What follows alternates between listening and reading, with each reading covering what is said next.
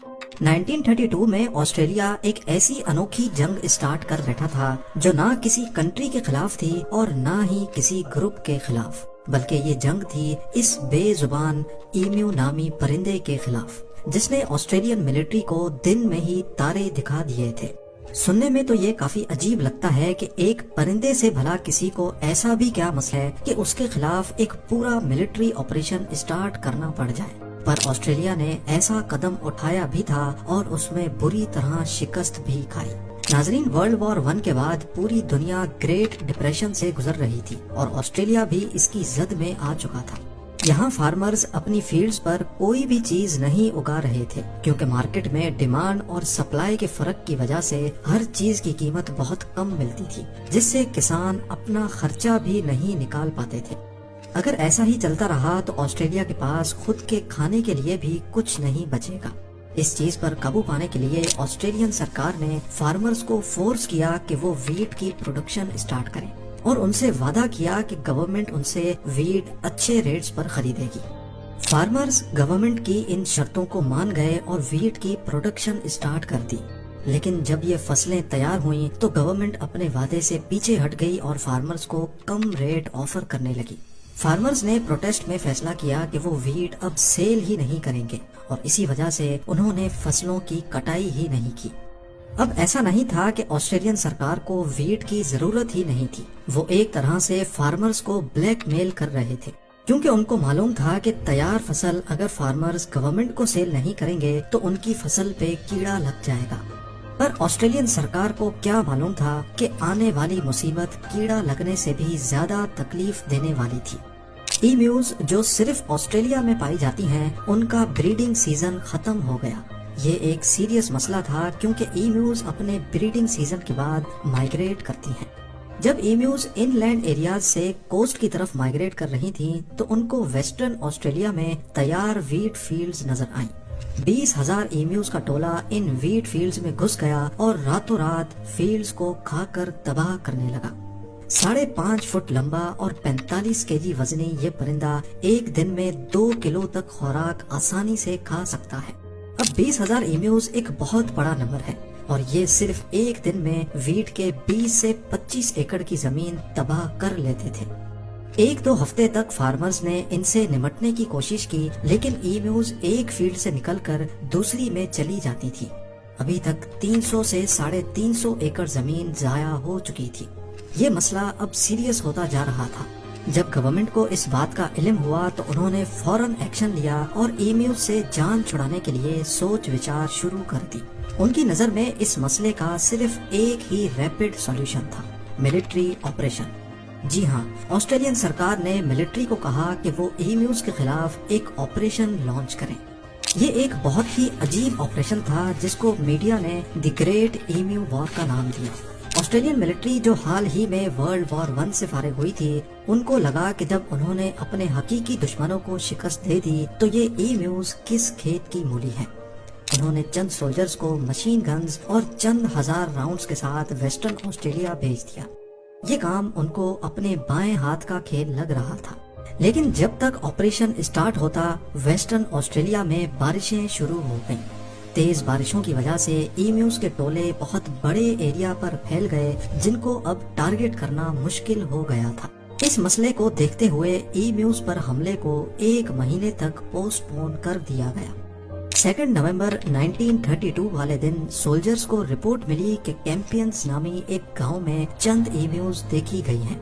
जब तक सोल्जर्स वहां तक पहुंचते, लोकल्स ने ईम्यूज को इकट्ठा करने के लिए उन पर पथराव किया तो वो एक जगह जमा होने के बजाय उल्टा बिखर गईं। आपको यहाँ बताते चले कि ईम्यूज की टांगें बहुत स्ट्रॉन्ग होती हैं और वो हैरतअंगेज तौर पे 70 किलोमीटर पर आवर की स्पीड से भाग सकती हैं।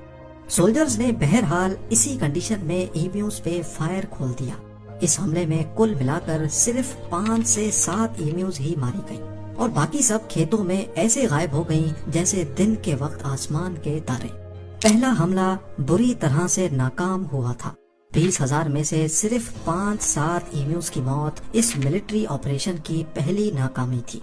2-4 दिन बाद सोल्जर्स ने फैसला किया कि वो अब खेतों में घात लगा कर बैठेंगे, ईम्यूज के करीब आने का इंतजार करेंगे और फिर फायर खोलेंगे। اس بار 1000 کے قریب ایمیوز کھیتوں میں داخل ہوئی۔ جب وہ چھپے ہوئے سولجرز کے قریب آ گئیں تو فائر کھول دیا گیا، لیکن اس بار قسمت نے ان کا ساتھ چھوڑ دیا۔ ابھی 2 درجن ایمیوز ہی مری تھیں کہ مشین گن جیم ہو گئی۔ اس سے پہلے کہ مشین گن کو ٹھیک کیا جاتا، ساری ایمیوز دوبارہ سے کھیتوں میں غائب ہو گئیں۔ ملٹری آپریشن کا دوسرا حملہ، اور اس میں بھی شرمناک ناکامی۔ اب تیسرے حملے کے لیے سولجرز نے کیمپین سے ساؤتھ میں جانے کا فیصلہ کیا، جہاں زیادہ تعداد میں ایمیوز موجود تھی۔ اگر سولجرز کو کوئی سکسیس ملنی تھی تو وہ یہیں پر مل سکتی تھی، لیکن اس بار انہوں نے ایمیوز میں ایک بہت دلچسپ چیز نوٹس کی۔ انہوں نے دیکھا کہ ایمیوز الگ الگ گروپس میں ڈیوائیڈڈ ہیں، اور ہر گروپ کا ایک لیڈر ہے جو ایک طرح سے ان کی رکھوالی کر رہا ہے۔ باقی ساری ایمیوز ویٹ فیلڈز کو کھانے میں مصروف رہتی، لیکن وہ لیڈر اپنی نظریں آنے والے خطرے پر جمائے رکھتے۔ جیسے ہی سولجرز کے آنے کی بھنک پڑتی، وہ لیڈر ان ساری ایمیوز کے گروپس کو وہاں سے بھگا دیتے تھے۔ اب سولجرز ان کا پیچھا کرتے کرتے تھک چکے تھے۔ ان کو ایمیوز کے خلاف یہ جنگ بھاری پڑ رہی تھی۔ جیسا کہ جنگوں میں ہوتا ہے، جب دشمن ایک طریقے سے قابو نہ آ رہا ہو تو اسٹریٹجی چینج کرنی پڑتی ہے، اور آسٹریلین ملٹری نے بھی ایمیوز کو سبق سکھانے کے لیے اپنی اسٹریٹجی چینج کرنے کا فیصلہ کیا۔ اب انہوں نے پلان بنایا کہ وہ مشین گن کو ایک گاڑی کے پیچھے انسٹال کریں گے، ایمیوز کے جھنڈ میں تیزی سے گھسیں گے اور پھر چلتی ہوئی گاڑی سے ہی بھاگتی ہوئی ایمیوز پر فائر کریں گے۔ پر جیسا وہ سوچ رہے تھے ویسا شاید اصلی جنگ میں تو ہوتا ہو، لیکن یہاں دشمن بے شک نہ اڑنے والا ہی صحیح پر بہت چالاک پرندہ تھا۔ کیونکہ گاڑی کو رف فیلڈز پہ یعنی آف روڈ چلنا تھا، تو ظاہر ہے مشین گن آپریٹر کو بھاگتی ہوئی ایمیوز کا نشانہ لینا بھی کافی مشکل ہو رہا تھا۔ کئی راؤنڈز فائر کرنے کے بعد ایک آدھ گولی صحیح نشانے پر لگتی تھی۔ خیر، سولجرز نے اس اسٹریٹجی کو اپنائے رکھا، لیکن آف روڈ میں تیز چلنے کی وجہ سے ایک بھاگتی ہوئی ایمو گاڑی کے اسٹیئرنگ میں پھنس گئی، جس کی وجہ سے گاڑی جھاڑیوں میں جا کر کریش ہو گئی۔ اس اٹیمپٹ میں 2500 راؤنڈز فائر کیے گئے اور صرف 200 ایمیوز ماری گئی۔ چوتھا حملہ اور نیو اسٹریٹجی بھی فیل ہو چکی تھی۔ آپریشن کو تھوڑے وقت کے لیے روک دیا گیا۔ کچھ ہفتے بعد آپریشن کو دوبارہ شروع کیا گیا، اور اس بار حملہ تھوڑا بہت سکسیسفل تھا۔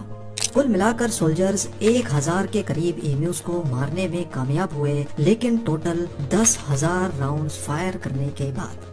اس کا مطلب ہے کہ ایک ایمیو کو مارنے کے لیے 10 گولیاں فائر کی گئیں۔ جب یہ معاملہ آسٹریلین پارلیمنٹ میں اٹھایا گیا تو پولیٹیشنز نے ملٹری کی پرفارمنس پہ کافی اعتراض کیا۔ پولیٹیشنز کا کہنا تھا کہ اس پرفارمنس پہ اگر کوئی میڈل دینا ہو تو وہ ایمیوز کو دینا چاہیے، جنہوں نے 10 میں سے 9 گولیوں کو بڑی چالاکی سے ڈاج کیا۔ اتنا خرچہ کرنے کے بعد بھی 20,000 میں سے صرف 1,000 ایمیوز ہی ماری گئی تھی۔ اس دور میں اس آپریشن پہ قریب $10,000 خرچ ہوئے تھے، جو آج $100,000 سے بھی زیادہ بنتے ہیں۔ یہ آسٹریلین ملٹری کے لیے بہت شرمناک شکست تھی۔ ملٹری آپریشن کو بند کر دیا گیا، یعنی ایمیوز یہ جنگ جیت چکی تھی۔ وقت گزرتا گیا، ایمیوز کی پاپولیشن بڑھتی گئی اور ہر سال فارمرز بھاری نقصان اٹھا رہے تھے۔ آسٹریلین گورنمنٹ اس بار ایک نئی اسٹریٹجی کے ساتھ میدان میں اتری۔ انہوں نے ہزاروں ہتھیار فارمرز میں بانٹ دیے اور باؤنٹی سسٹم انٹروڈیوس کروا دیا، یعنی جو فارمر جتنی زیادہ ایمیوز کو مارے گا اس کو اس حساب سے باؤنٹی یعنی پیسے دیے جائیں گے۔ یہ طریقہ پھر بھی کام کر گیا، اور 2 سالوں کے بعد 1934 میں 6 مہینوں کے دوران 57,000 باؤنٹیز کلیم کی گئی۔ یہ خبر جب انٹرنیشنل میڈیا پر چلی تو اینیمل رائٹ آرگنائزیشنز نے کافی شور شرابہ کیا۔ لوگ آسٹریلین گورنمنٹ کو برا بھلا کہنے لگے۔ آسٹریلین سرکار کرتی تو کیا کرتی، ان کو یہ باؤنٹی سسٹم بھی بند کرنا پڑ گیا۔ جو 1932 میں 20,000 ایمیوز کو قابو نہیں کر پا رہے تھے، آج آسٹریلیا میں ایمیوز کی پاپولیشن 6 سے 7 لاکھ کے قریب ہے، اور فارمرز اب اپنی فیلڈ کے گرد جنگلی جانوروں سے بچنے کے لیے فینس لگا کے رکھتے ہیں، جو کہ آسٹریلیا میں اب ایک کامن پریکٹس ہو چکی ہے۔ بے شک ابھی فارمرز کو آسٹریلیا میں جنگلی جانوروں سے اتنا خطرہ تو نہیں ہے، لیکن ایمیوز کے خلاف ہوئی یہ جنگ اتہاس میں ہمیشہ یاد رکھی جائے گی۔